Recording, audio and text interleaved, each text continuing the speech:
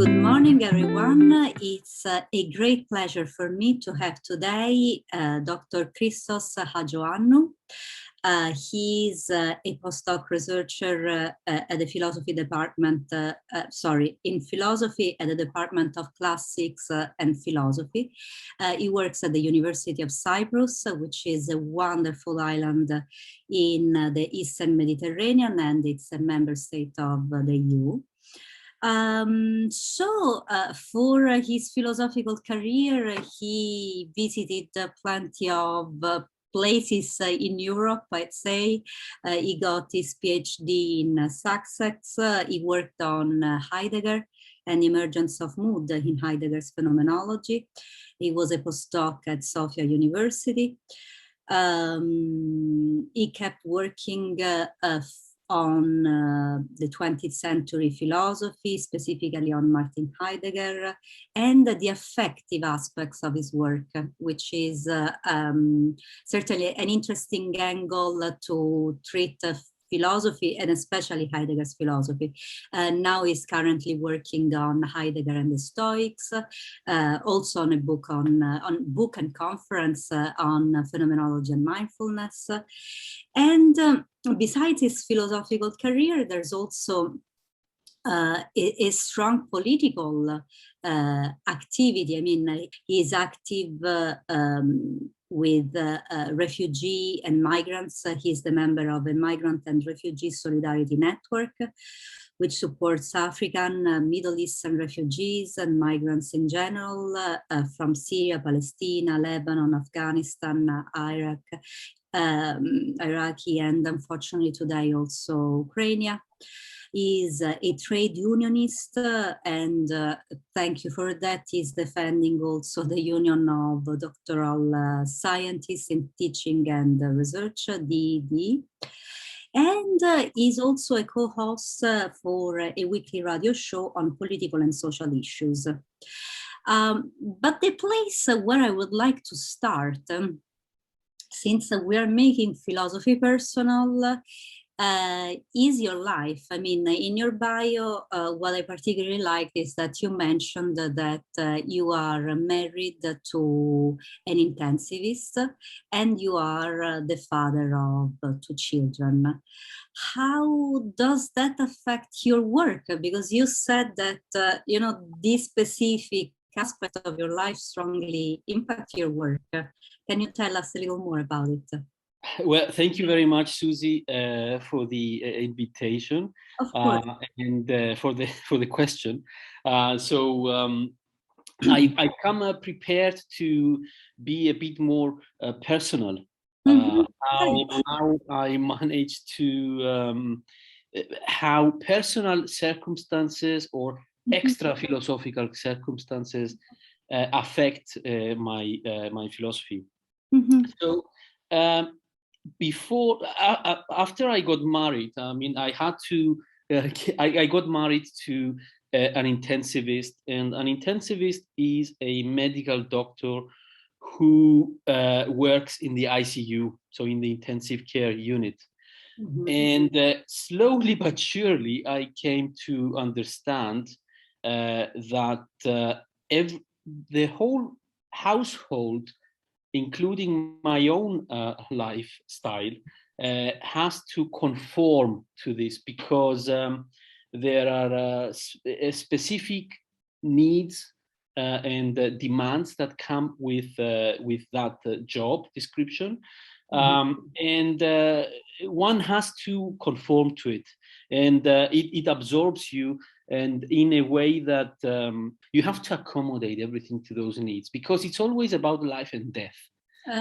And that wins every other need, every other practice. And therefore, I'll give you something very, very specific. For example, if I have a deadline to meet and I have to submit an article or whatever, but in the same evening, or my wife is working on a shift, a night shift, and she receives a phone call, and she has to go in to the hospital within minutes. then everything is up in the air. So obviously I can't insist and say, oh, look, but I have to submit my philosophical article. So you have to, so slowly you have to organize life around that. So that's the practical aspect, how slowly everything becomes oriented in that it becomes a battlefield. Yeah. And you have to create a space for that. But it's not only practically demanding, you also I also have to support my wife also psychologically and mentally, because it's very demanding. It's always there's always an ugly story happening, because not everyone who dies dies timely. There are many premature deaths. There are mistakes. There are accidents, and it does take a toll. And so, whereas in the past, I have become interested in Heidegger. I had become interested in Heidegger's philosophy, partly because the phenomenon of death was something I was really interested in, and I was intrigued by it, and I did suffer from existential anxiety. So Heidegger's philosophy made sense to me, but I never thought that I would end up organizing my entire life around death by getting married, or life and death, or the limit by getting married to my wife. Do you see similarities between what you learned in Heidegger and what you are living through the stories of your wife? Or do you think, okay, that was just theory, now life is really something else? Well, okay, there is a massive difference between theory and practice. For example, time pressure. You have limited time to react and you have to practically intervene.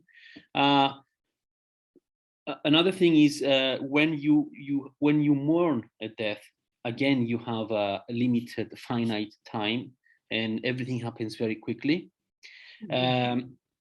What we would describe as urgent in philosophy has a completely different meaning to what they describe as urgent. So the sense of urgency is something completely different. But also, yes, I have come to verify that many Heideggerian insights were correct. For example, the fact that we are constantly running away from death. We don't deal with it. And our societies, some cultures more than others, we have created all these elaborate things that basically are there to just hide or conceal the fact that we are finite creatures.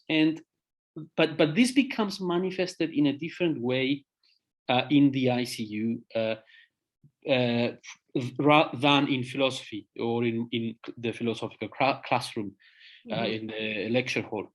For example, very often what happens is the patients or their families specifically, they are not ready. They have they have not worked with their feelings. They don't know how to react and how to deal with the death of a loved one, and that sometimes becomes violent. Like they have violent reactions. Of course, that is also cultural, I think, in a sense. So possibly like Southern Europeans are more explosive, let's say, in their reactions than say Northern Europeans, who are a bit more I don't know, cool in the way they react. Now, and I'm sure the sociologists and psychologists would have more to say on that. Maybe it's not true. I don't know, but that's my impression anyway. So you have to, so there are, what's missing, I've realized through talking to my wife and what's going on in the ICU every day, that people don't know how to react to death. And I'm not talking about premature deaths or deaths of, people who were fine and just had an accident and tragically died. I'm talking about people who can't go on anymore because of health deterioration.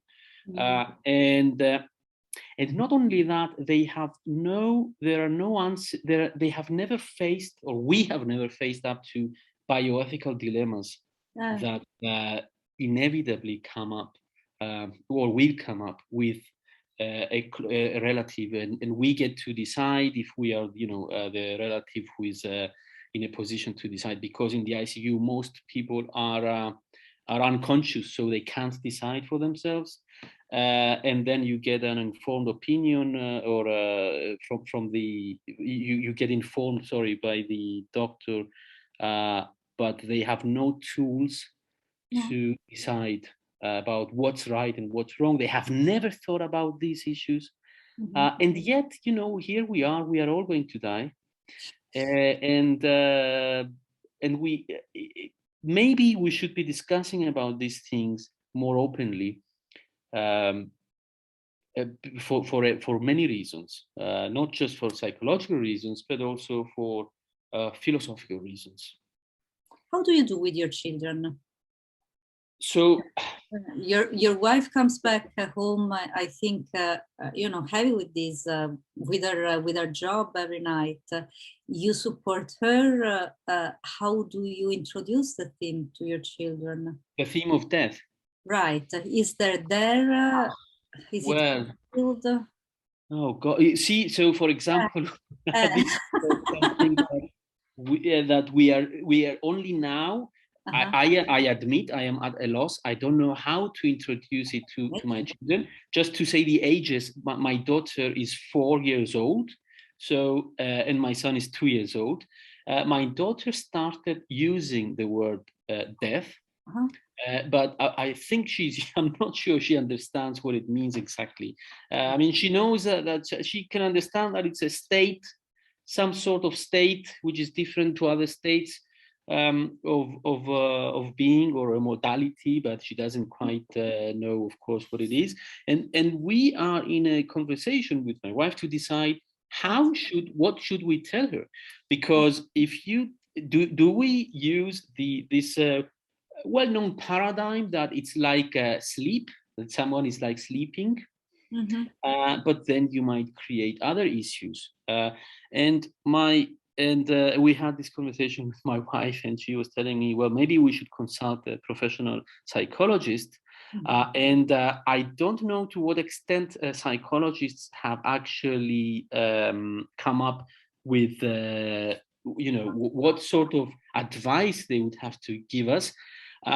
But the problem is, I think it's deeper, because it also depends on what is the ontology behind the psychologist. What I mean is that it depends also on what the psychologist believes about this world. So it's not that simple. It's not just about becoming more calm about death. It's also that I wouldn't want to say something that is entirely untrue, only to have someone who has been told an untrue story realize later, at a later stage, that it's all wrong, and fall have a massive breakdown. So maybe the reason we have breakdowns when it comes to realizing that that death and finitude has to do with the way we set it up in the beginning, to begin with. Maybe the stories we tell are, when they get toppled, they create a massive crisis. Now, I'm not saying that we should tell kids, your children, that, you die, that's the end of it, and that's eternity. right? Or even outside of time. That's the end of time even. Yeah, but maybe we should find maybe some mythologies are better than others, or some stories are better than others. And I admit I don't have a solution to that. This is completely fresh to me. And despite the fact that I have been a professional philosopher for all these, well, not many years. I mean, I'm young, but say 10 years. I've been thinking about these things. I have no solution whatsoever, because now it's not a theoretical exercise anymore. I have a real 4-year-old who, and I have to, it's more. I have to get it right, rather quickly. And I'm sure that something is wrong that needs to be fixed. In terms of the stories, or in terms of the way we do relate to death. Yeah, I mean, because it's important to give them the sense of the preciousness of life, the uniqueness of life. When certain children tend to be a little mean with insects or animals, and you say, no, you shouldn't do this and that. And you give them the sense for for how fragile each body is. Yeah, but it's a metaphysical concept, because it literally goes beyond our physics. It goes beyond our body. Something is, and then it's not. So the problem I have with is that I wish to, if I am to consult a psychologist, I would really like to know, have a chat with them before. Yeah, like what's your? I mean, if they believe in God, for example, that would mean something for me, because I don't believe in God, for example. Or if they believe in circular time, or if they are a Buddhist, I would want to know. I think because it will affect inevitably the advice or the approach. Have you noticed through your wife experience or your debates with her, if a religious worldview, a strong religious background helps in accepting death, or in the end we are all, fragile in front of it? Well, so from what I gather,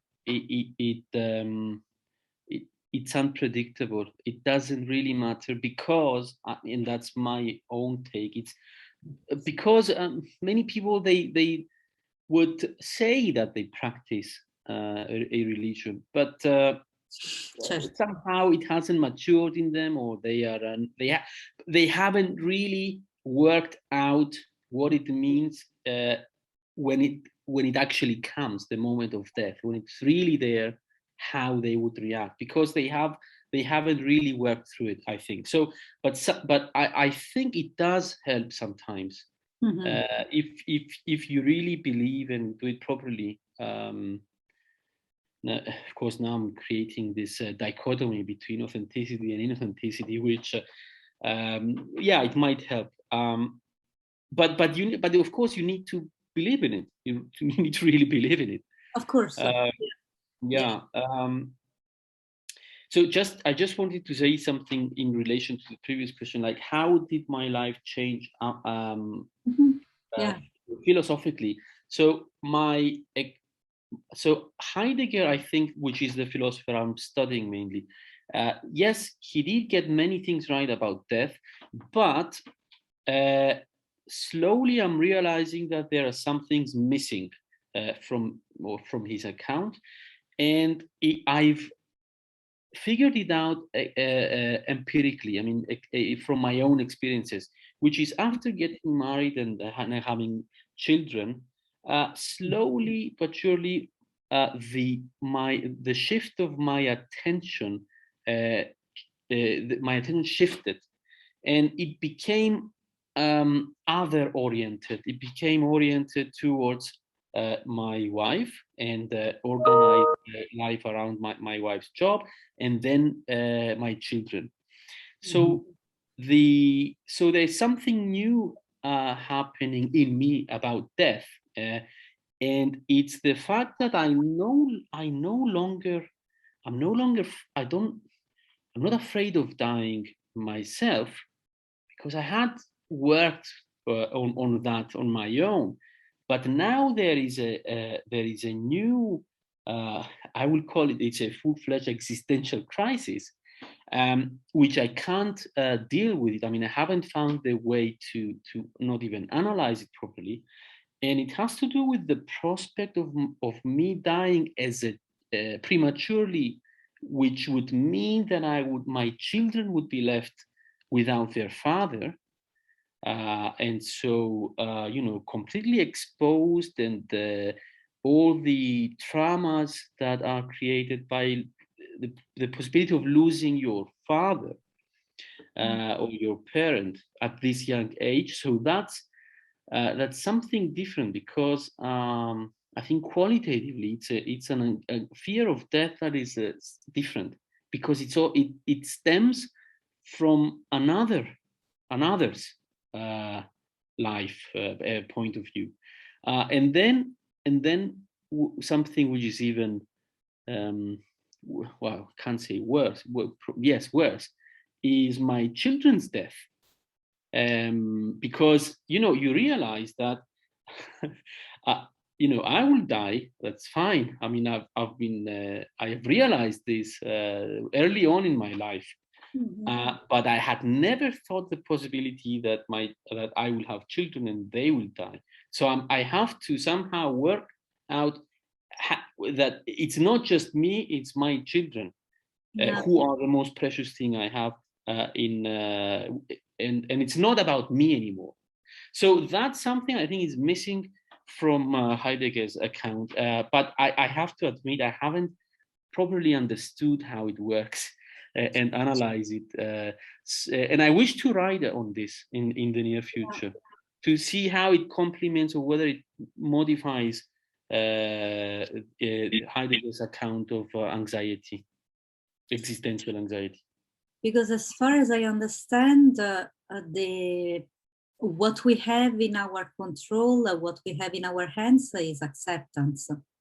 I mean, I don't know if there's something else you understood we can share to give courage to those parents who are going through something as hard as this in this moment.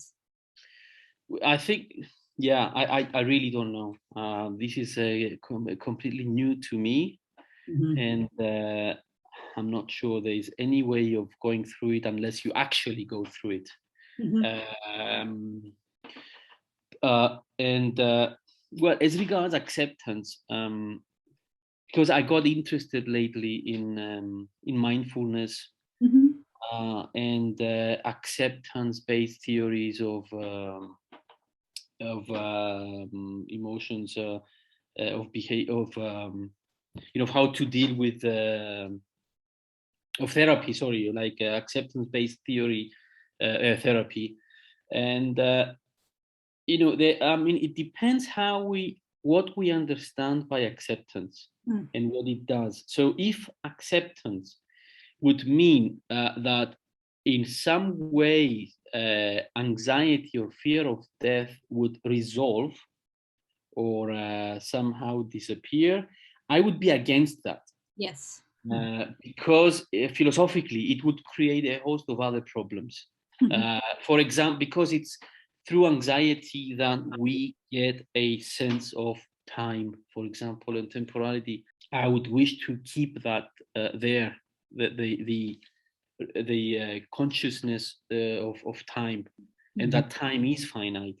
I mean, because if it's not finite, I can't see how it makes sense. I have become interested in developing or considering how Heidegger could, through Heidegger's philosophy, could develop any form of mindfulness, like see if his model of authenticity, as he writes it as it's developed in Being and Time, his book that he wrote in 1927.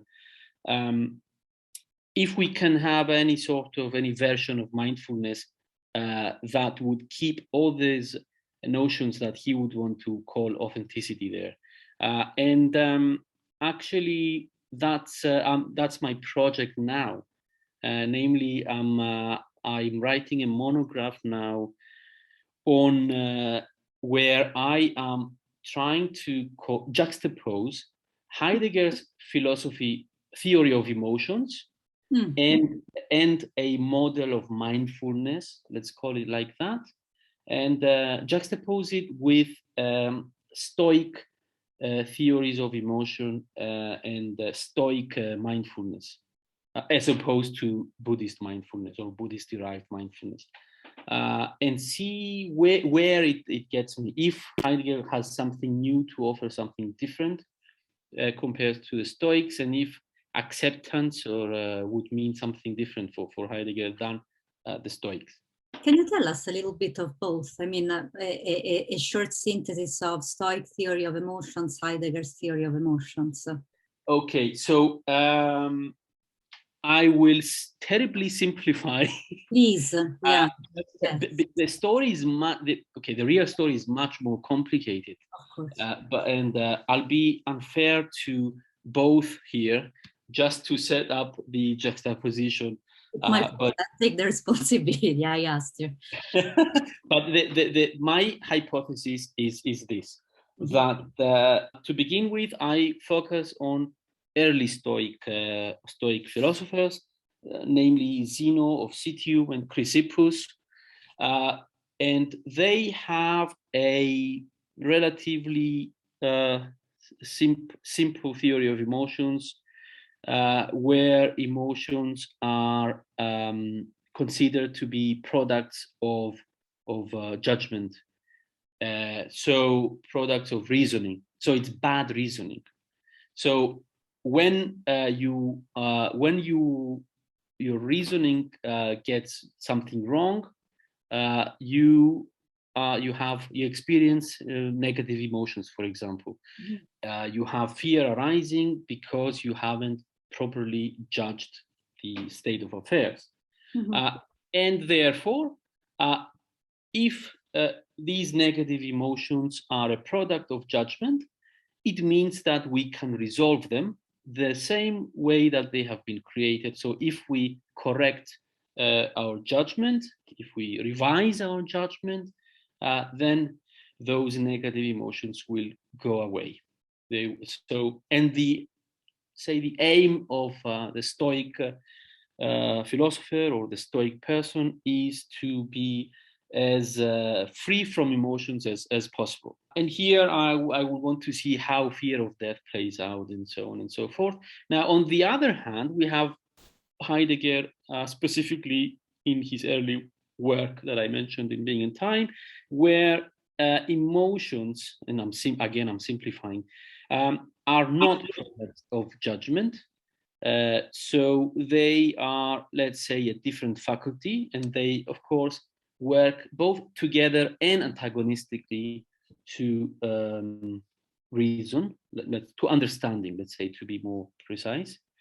But emotions have something fundamental to offer, and they are actually, without them, you can't have judgment either. So they serve a fundamental purpose. And so when it comes to understanding the meaning of a life and the meaning of being, Heidegger focuses on anxiety, and it's through the experience of anxiety that we get to understand the meaning of being, which in that book he called is temporality, is time, it's finitude, that we have a beginning and an end as creatures. So that's the setup, more or less, and various other concepts around these two opposing poles. What you just said about emotions, making judgments, and taking an ethical stance affects or is reflected in your work with refugees, with migrants. Do you see any connection with that area of your life? I was outside of Cyprus for many, many years. I studied in the US, then in England, then I was in Germany, then in Ireland. So I came back, I left when I was 21, came back in my 30s, to a country that had changed in many respects. But for me, the most important change, or what I faced with, was the refugee crisis. So, which was a very, it was a series of events. There were wars in our geopolitical neighborhood. We had Syria, we had also the Palestinians, we had Lebanon, but also many migrants from Africa. And suddenly, Cyprus, of course, other Mediterranean countries too, like Italy and Greece, suddenly a lot of refugees and migrants started coming here. And it was so abrupt and massive that it created a lot of tensions, a lot of racism, but also a lot of urgency to step in and help out these people. So it was, in a way, it was like something that was solicited to respond to a need of the other, and it's an other whom I don't have many common things with, because look, I mean, so I'm neither religious. I am, I come from a privileged background compared to them, because I am an EU citizen. I live in Cyprus. I am white. And so on. I'm a man, and so on and so forth. So, and I do consider myself to be, let's say, a liberal, atheist, all these things. But then what happens is we have many people coming over from Africa. They are Black, and of course they experience intense racism, not just at the level of social level, but also institutional racism. But also we have people coming from other countries in the Middle East, and I mean, there's no need for me to overanalyze. You know how it goes. There's a lot of racism, and suddenly I have to react to all these things. I feel that I need to respond and help out.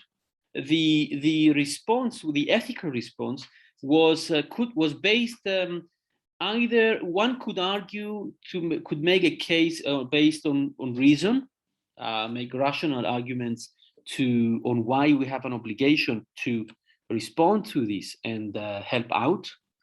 And the other aspect was the emotional. And I was trying to, and I came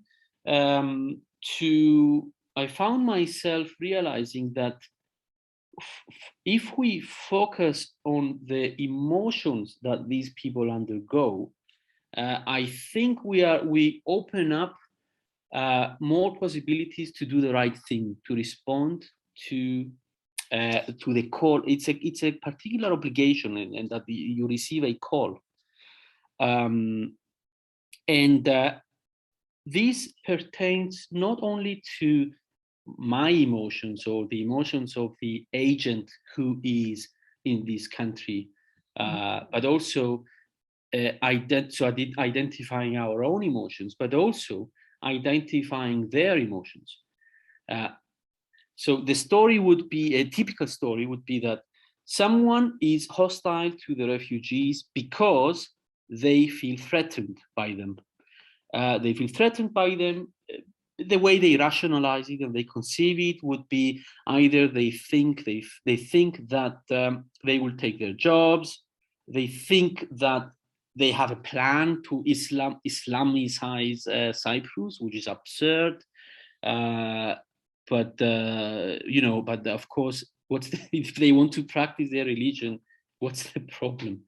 And so they base their reactions on anxiety, their hostility. But then you start analyzing and trying to make them see that the refugee also has, it's because of anxiety and fear that and all these existential threats that he or she has made all these effort, this journey, risky journey to come to this country, or they were persecuted and so on and so forth. And so this creates a common ground upon which to acknowledge that, look, we are all precarious beings. We are all in the same boat, and based on that, we can, justify solidarity, the need for solidarity. Thanks. Yeah, here we come back to what you were saying before about acceptance. Acceptance not as deleting the anxiety, those elements that are essential to being human, but as a way of recognizing that they are there. Because if we acknowledge our own anxiety, we are able to relate to other human beings who feel the same existential threat. That's right. But also not only negative emotions, but also positive emotions like happiness or joy. There's this again this idea that it's not fine if you see a refugee who is smiling or has a moment of joy. It's as if it's prohibited. Like they have to pretend, or they have to get stuck and remain stuck in their anxiety or in fear. But you know what? Just like you have the need to be joyful at moments, it's the same thing, Right. Yeah, that's a very good point about what we are experiencing also with Ukraine. They might be more in contact with the sense of happiness and joy for life than others, because they are at the core of life. I have a friend of a friend who just managed to escape from Ukraine, and she shared this story of feeling at some point a wave of happiness leaving her, and she just ran away from a war, left everything behind, and yet she felt, oh my God, life is wonderful and it's precious. Yeah, you are allowed to feel all the. That's right. That's right. Yeah. Our solidarity shouldn't stop when the other is suddenly happy. No, it would be not a signal that you're no longer obliged to meet their needs. Absolutely, absolutely. Look, to move happiness on a personal level, how and when did you feel the happiest in your life? What is the peak of happiness for you? Well, okay, so I inevitably I will say, so the normal cliches, but I think there is a reason why cliches are there. It's because they make sense for a lot of people and for a lot of time. So it has to do with my children, but specifically with a caveat. I think if I to locate happiness more clearly in my life, it has been when my children are happy, and combined with a sense of security, job security with in my own life. So specifically at the beginning of a contract, when I have, now I am in my third postdoc, and it's the usual thing where I have to apply for jobs, so these endless. So when my children are happy and I have a new job contract and I don't have to worry too much about it, at least for some time. It's that. Yeah, makes sense. That practical security to be able to enjoy life with the people you love, doing your part in the world, and being able to survive while doing that. Yeah, and it also helps my own job. I mean, my philosophy. So because I can philosophize better, I think, because I have more time and more I'm able to concentrate for longer periods of time, when everything is in place, let's put it like that, at least temporarily. And then what would you say is the main hindrance then of for your research? Is it still time related, funds related, or? Well, so let me think. I think the main hindrance would be it has to do with what I've just mentioned. So when I'm towards the end of a contract, and I have to resume writing job applications and research proposals, and it's absurd, and it becomes unsustainable because you have have very little time to actually do what you're paid for, to philosophize and write articles and books and so on and so forth, because you have to write, because you're thinking about your next contract, your next project, and it's not a good situation. And I think it's because of politics. These are political decisions made by various bodies and universities that sustain this status quo, and I think it's unproductive too. So one of the main hindrances to my research is the fact that when my contract is close to end, each time I have to invest all this time to come up with new research proposals, and there's like a 5% chance of each proposal to be successful, and another hindrance would be indeed the child minding. So some days it's just impossible to work because having children, the demands are immense, and it's a bit unpredictable at times. And also you worry about this and that, and illnesses. Children are in the first years of their lives, they're always sick, and they make you sick too. So that's something I hadn't realized how important it becomes. And then we had the pandemic too, which meant schools were closed, we were working from home, and so all of these things have been a hindrance to my research. Yeah. Where did you find the energy, the moral and emotional energy to stand up against it?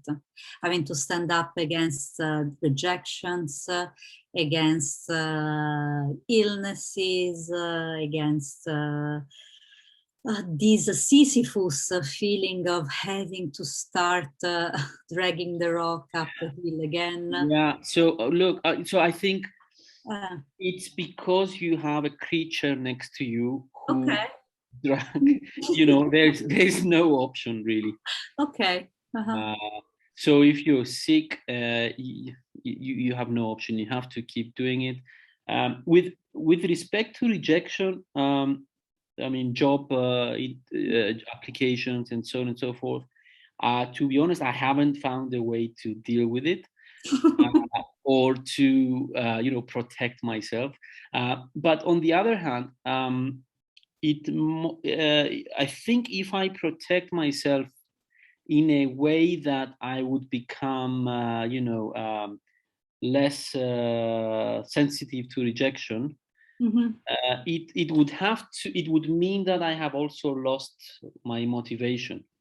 So my desire. So I really want to to apply for X grant or Y job, and I invest all this time to get it, and then I get really disappointed when I don't get it, despite the fact that I know what the chances are. Mm-hmm.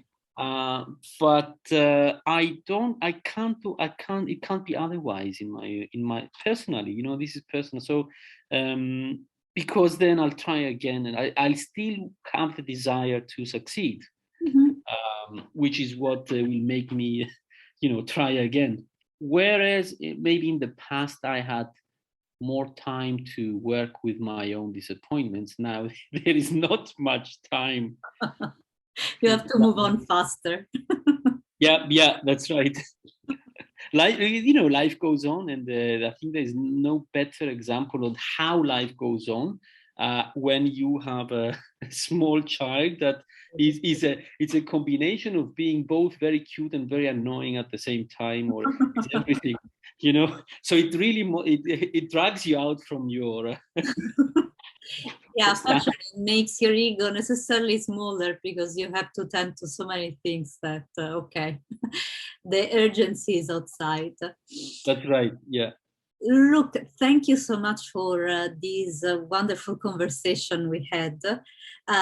We arrived already at the end of our talk, but as usual, I have the very last question, which gives the name to the podcast.